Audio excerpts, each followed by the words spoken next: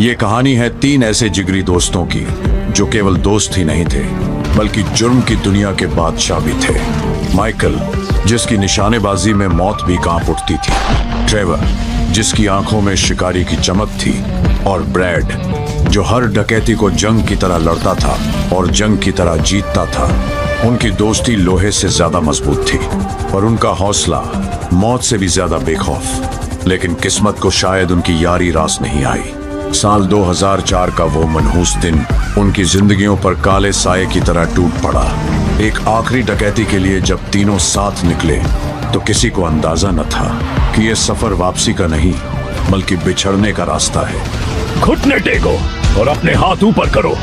जरा भी हरकत की तो यही कहानी खत्म कर दूंगा। अब यहाँ के कर्ता धर्ता हम हैं। तुम्हारी जिंदगी हमारी गिरफ्त में है। दरवाजा खोलो। अगर और वक्त जाया किया तो एक एक की गर्दन काट दी जाएगी। आखिरी चेतावनी है ये। हाथ ऊपर रखो। बमबारी के सहारे तीनों दोस्तों ने तहखाने का मजबूत दरवाजा उड़ा दिया और पल भर में तिजोरी का सारा पैसा समेट लिया। अपनी कामयाबी पर इतराते हुए वे बैंक से बाहर निकल ही रहे थे कि तभी एक नागरिक ने माइकल को दबोच लिया और उसकी छाती पर बंदूक तान दी। हथियार फेंक दो। मैंने तुम्हारा चेहरा देख लिया है और अब ये चेहरा तुम्हें सलाखों के पीछे पहुंचाएगा। इंसान रोजाना 1000 बातें भूलता है। समझदारी इसी में है कि आज इस चेहरे को उन्हीं भूलों में दफन कर दो। अपने मित्र को बचाने के लिए ट्रेवर ने बिना एक पल गवाए नागरिक पर गोली चला दी। ट्रेवर उनकी दोस्ती की मजबूत नींव था, लेकिन माइकल को उसे धन्यवाद कहने का भी मौका नहीं मिला क्योंकि बैंक के बाहर पुलिस उन्हें घेर चुकी थी। तीनों फौरन गाड़ी की ओर भागे और उसे पूरी रफ्तार से दौड़ाया। वे पुलिस से बच निकलने में सफल तो हो गए, पर अफसोस उनकी गाड़ी टकरा गई। सौभाग्य से तीनों की जान बच गई और आगे का सफर उन्होंने पैदल तय करने का फैसला किया। लेकिन तभी अचानक ब्रैड को माथे पर गोली लगी और वह जमीन पर ढेर हो गया। माइकल और ट्रेवर अपने मित्र को इस हालत में देखकर हैरान रह गए। उन्हें एहसास हुआ कि पुलिस पहले से ही इस इलाके में मौजूद थी और अब हालात और भी भयानक हो चुके थे। भागो यहाँ से। ये सरकारी अफसर है। किसी ने जरूर पीठ में छुरा खोपा है। ब्रैड की सांसें अभी चल रही है, लेकिन अगर हम यहाँ रुके तो तीनों की धड़कन यहीं थम जाएगी। तभी गोलियों की बारिश हुई। एक गोली माइकल के सीने को चीरती हुई निकल गई। खून जमीन पर बहने लगा, पर उसकी आंखों में डर नहीं था, सिर्फ अपने दोस्त को बचाने की फिक्र थी। माइकल ने ट्रेवर से जाने के लिए कहा, मैं तुम्हें इस हालत में छोड़कर नहीं जाऊंगा। तब माइकल ने अपने करीबी मित्र को दोस्ती की आखिरी कसम दी। ट्रेवर ने सीने पर पछतावे का पहाड़ लिए, बंदूक उठाई और अपने दोस्तों की मौत से लड़ने लगा।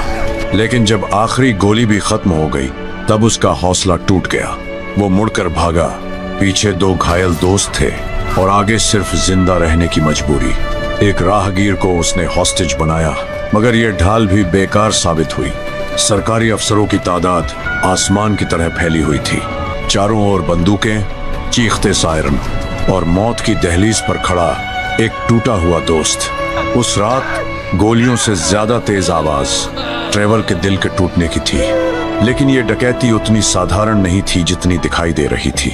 माइकल ने अपनी ही मौत का नाटक रचा और झाड़ियों के पीछे छिपकर अपनी ही कब्र को दफन होते देखा, जबकि ट्रेवर इस सच से अनजान था।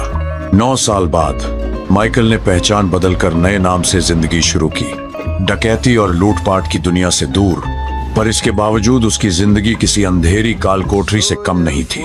बच्चों की बेरुखी, टूटती शादी और रोज के झगड़े उसकी जिंदगी नरक बन चुकी थी। और ट्रेवर का कोई अता पता नहीं था, क्योंकि अपनी नकली मौत का नाटक रचने के बाद माइकल ने उससे कभी संपर्क नहीं किया और ब्रैड एक रहस्य बना हुआ था। इसी बीच 2 नए किरदार सामने आते हैं, फ्रैंकलिन और लमार, जो एक बेईमान वाहन व्यापारी के लिए काम करते थे। शोरूम पहुंचते ही उनकी नजर जिमी पर पड़ती है, जो कर्ज पर एक गाड़ी खरीदने आया था, और यहीं से कहानी एक नया मोड़ लेती है। मैं अपनी बेशकीमती गाड़ी तुम्हें नहीं बेचूंगा, क्योंकि मुझे तुम्हारे लहजे में अक्ल से ज्यादा गुरूर नजर आता है। तुम्हें पैसों की तंगी है ना? पैसे की कोई तकलीफ नहीं, दौलत बेशुमार है। यही तो असली खेल है। अब ये इसे मीठे वादों में उलझाएगा और फिर इस मंदबुद्धि की पूरी कमाई निकाल लेगा।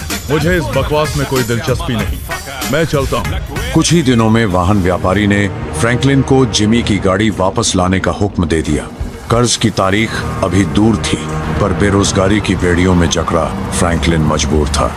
दबे पांव हवेली में घुसकर वो जिमी की गाड़ी चुरा लाया और शोरूम की ओर निकल पड़ा। तभी पीछे से उसकी कनपट्टी पर बंदूक तानी गई।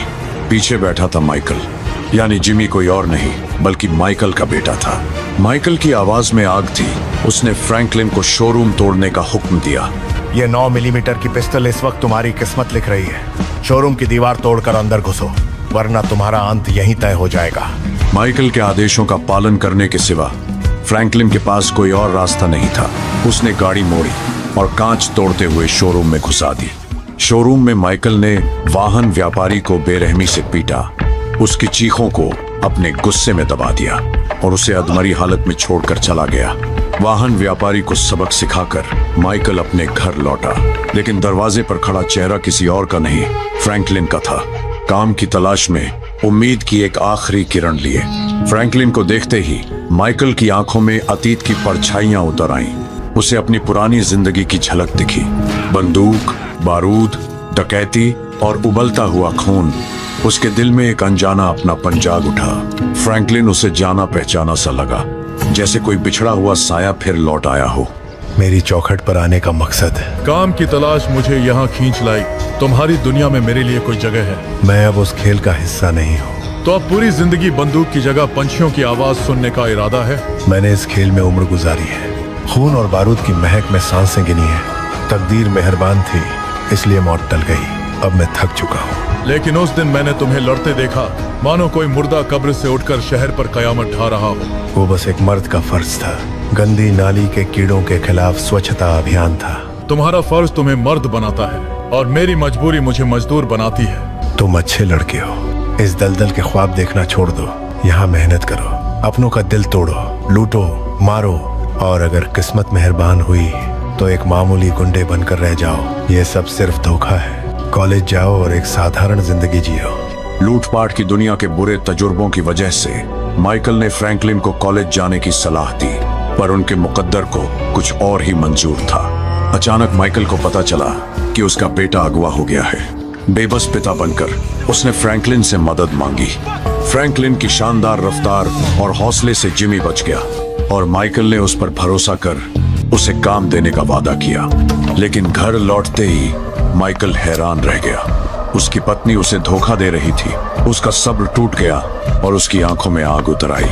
मैं उस दरिंदे को अपनी ही बीवी की इज्जत लूटने के पैसे दे रहा हूँ। दफा हो जाओ यहाँ से। माफ कर दो भाई, तुम्हारी बीवी ने कहा था कि तुम्हें हमसे कोई ऐतराज नहीं। अब मैं ऐतराज नहीं, सीधा तेरे जनाजे का इंतजाम करूंगा। मैं तुम्हारा सारा हिसाब चुका दूंगा। हिसाब अब तेरी सांसों की कीमत से होगा। ये चल क्या रहा है? कुछ नहीं, महज एक गलतफहमी है। इसने एक हरामजादे के साथ मेरे ही बिस्तर में शर्म की सारी हदें पार कर डाली। ऐसा कुछ नहीं हुआ। मेरा साथ दोगे? चल भाई, कमीने को उसकी औकात दिखाते हैं। माइकल के अंदर सिर्फ बदले की आग थी। फ्रैंकलिन के साथ वो टेनिस कोच के आलीशान बंगले तक पहुंचा, जहां उसके दिमाग में एक जबरदस्त विचार आया, पूरा बंगला मिट्टी में मिला देने का।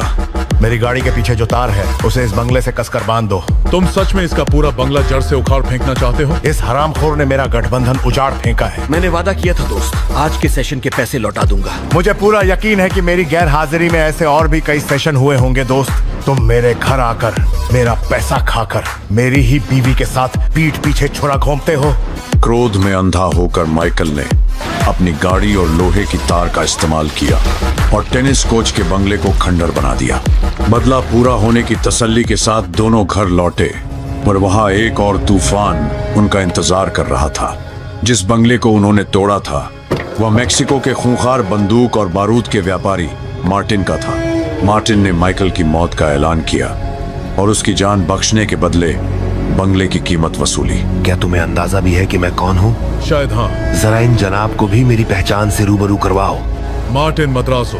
दुनिया इसे व्यापारी कहती है, अंडरवर्ल्ड इसे सरताज मानता है। इस पर गैर कानूनी नशे के कारोबार चलाने का आरोप लगा था, लेकिन इसके खिलाफ गवाही देने वाले लोग मार दिए गए और मुकदमा गिरा दिया गया। शाबाश बच्चे। माइकल, मेरा तुमसे एक सवाल है। तुम तुमने मेरे शानदार बंगले को मलबे में क्यों बदल दिया? मुझे लगा उसका मालिक मेरी बीवी के साथ सो रहा था। एक टेनिस कोच के लिए वो कोठी कुछ ज्यादा ही शाही नहीं थी। उस वक्त मेरी अक्ल पर गुस्से का पर्दा पड़ा था। अब उसकी भरपाई तुम करोगे और मेरा अंदाजा है कि इसकी कीमत लगभग 25 लाख के आसपास बैठेगी। इतनी बड़ी रकम कमाने का रास्ता सिर्फ एक ही दलदल से होकर जाता है। पुराने दोस्तों से संपर्क करना होगा। मुझे थोड़ी देर सोचने दो फ्रैंकलिन। यही से माइकल की तकदीर ने फिर करवट ली और उसे उसी अंधेरी गली में वापस खींच लाई जहां से वो कभी जान बचाकर निकला था। उसकी किताब में पैसे कमाने का बस एक ही उसूल था, डकैती, लूट, खून पसीने से लिखा गया खेल। बीते बरसों में उसने अपनी उस खूनी जिंदगी से दूर भागने की हर मुमकिन कोशिश की थी। परिवार चुना, सुकून ढूंढा और एक शरीफ इंसान बनने का ढोंग रचा। मगर जब हालात गला दबोच ले तो इंसान को वही हथियार उठाने पड़ते हैं जिन्हें वो दफना चुका होता है। मजबूर होकर उसने अपने पुराने साथी लेस्टर से संपर्क किया। एक होशियार और चालाक हैकर अपने मरे हुए दोस्त का स्वागत नहीं करेगा कमीने। मुझे यकीन था कि एक दिन तू मेरे घर जरूर आएगा, लेकिन मैं तो मर चुका था। मौत भी तुझे झेल नहीं पाई। अब मुद्दे पर आ, कौन सी मुसीबत तुझे मेरे दरवाजे तक घसीट लाई है? तुझे कैसे मालूम? उलझने ही इंसान को अतीत का दरवाजा खटखटाने पर मजबूर करती हैं। मैं कभी एक अच्छा दोस्त नहीं बन पाया लेस्टर। देर आए दुरुस्त आए। मेरे लिए काम करके अपनी दोस्ती का मुआवजा चुका देना। मुझे एक जोखिम भरा काम करवाना है और तुझे मेरी मदद चाहिए। दोनों फायदे में रहेंगे। मेरे पास और कोई रास्ता नहीं। खैर, मैं सच में शर्मिंदा हूँ। मैं तुझसे नाराज नहीं हूँ। ना तूने सरकार को मेरा नाम दिया, ना ही मुझे धोखा दिया। रही बात तेरी, मैंने भी तेरा राज दफनाए रखा कि तू किसी कब्र में सड़ने के बजाय एक ऐसी शादी में गल रहा है जहां तेरी बीवी और बच्चे तेरी कद्र नहीं करते। लेकिन इसी बीच माइकल को फिर याद आ गया कि उसने ये जिंदगी छोड़ी ही क्यों थी। क्यों उसने अंडरवर्ल्ड की राह से मुंह मोड़कर एक परिवार चुना था। जब उसका अपने ही बेटे से टकराव हुआ तो उसे एहसास हो गया कि ये लड़ाई सिर्फ सड़कों पर नहीं, उसके अपने घर के अंदर भी चल रही है। आपको जरा भी शर्म नहीं आई? वो मेरा टीवी था। जुबान संभाल कर बात करो। आज माँ की बात सच साबित हो गई।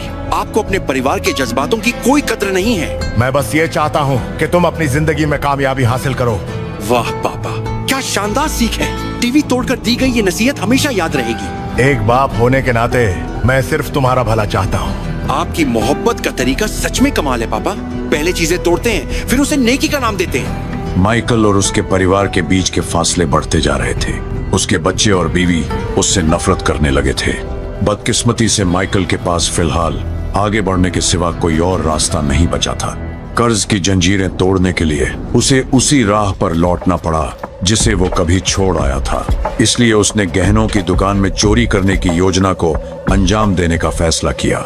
जगह और पहरे की कमजोरी कहती है कि पेचीदे रास्ते इस डकैती में काम नहीं आएंगे। हालात सादगी मांगते हैं। अंदर घुसने से पहले हम उनकी सुरक्षा व्यवस्था को कमजोर करेंगे। शोरूम का पहरेदार बाईं तरफ होगा। हम उसे बेहोश करेंगे और ठीक 15 सेकंड बाद तुम अंदर घुसोगे। तुम कर्मचारियों पर कड़ा दबाव बनाओगे। एक आदमी भीड़ संभालेगा। तब तक मैं और लेस्टर काउंटर से सारा माल समेट लेंगे। पूरे काम में बस 90 सेकंड लगेंगे। आखिरकार डकैती का दिन आ गया। माइकल और उसकी टोली ने अपनी पहचान बदली और सुरक्षा कवच पहना जो उनके सिर और जिस्म को ढाल की तरह बचा सके, और फिर शोरूम पर धावा बोल दिया। देवियों और सज्जनों, मैं आपको 10 सेकंड की मोहलत देता हूँ। मुझे आपकी कीमती सांसें खत्म करने पर मजबूर मत कीजिएगा। बिना होशियारी दिखाए जमीन पर बैठ जाइए। कांच तोड़कर उन्होंने सारे गहने चुरा लिए। मिशन की कामयाबी की खुशी उनके चेहरों पर साफ झलक रही थी। लेकिन उसी वक्त माइकल ने कुछ ऐसा बोला जो भविष्य में उसकी शांत जिंदगी में एक बड़ा तूफान लाने वाला था। मैंने पुलिस को खबर कर दी है, तुम बच नहीं पाओगे। इंसान रोजाना 1000 बातें भूलता है। समझदारी इसी में है कि आज इस चेहरे को उन्हीं भूलों में दफन कर दो। इसके बाद वे सभी वहां से भाग निकले।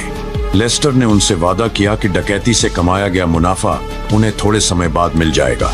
जब वो अपनी जीत का जश्न मनाने लगे तभी एक सरकारी अफसर माइकल के घर आ पहुंचा। उसने उन्हें एक क्लिप दिखाई जिसमें वही पहरेदार राष्ट्रीय टेलीविजन पर माइकल की डकैती का बयान दे रहा था। मैंने उन लुटेरों का डटकर सामना किया। उनमें से एक ने तो ये भी कहा कि इंसान रोजाना हजारों बातें भूलता है और समझदारी इसी में है कि मैं उनका चेहरा अपनी यादों से मिटा दूं। ये खबरें ट्रेवर तक भी पहुंच चुकी थी।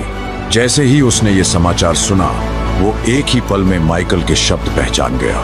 इंसान रोजाना 1000 बातें भूलता है, समझदारी इसी में है कि आज इस चेहरे को उन्हीं फूलों में दबा। वो ये देखकर दंग रह गया कि उसका दोस्त मौत को मात देकर लौट आया है। हैरानी और खुशी ने उसे एक साथ जकड़ लिया। लगभग 10 साल बीत गए। मैंने तुम्हारी मौत का मातम मनाया था दोस्त, लेकिन तुम तो मरे ही नहीं थे। तुम मेरे सबसे करीबी दोस्त थे माइकल।